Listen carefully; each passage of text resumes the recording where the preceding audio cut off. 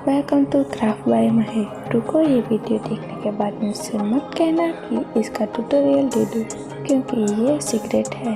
पता है, एक छोटा सा धागा भी अगर सही जगह से शुरू हो तो कुछ ही देर में खूबसूरत सनफ्लावर बन सकता है। सबसे पहले मैं ऐसे मैजिक रिंग बनाऊंगी और उसको अंदर से 5 सिंगल क्रोचेट स्टिच कंप्लीट किए, उसको लॉक कर चैन बनाई। स्टार्टिंग स्टिच पर स्टिच मार्कर लगाया ताकि हर राउंड को ट्रैक करना इजी रहे।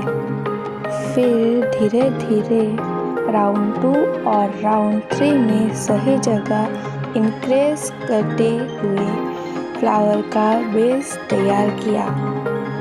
लेकिन इस डिज़ाइन को बनाने में सिर्फ टाइम नहीं, बहुत पेशेंस और प्रैक्टिस होती है। और इस बार मैंने डिसाइड किया है कि फाइनल रिजल्ट तो सब देखेंगे, पर हर राउंड में कितने स्टिच है और पूरा प्रोसेस आप भी रियलाइज नहीं होगा।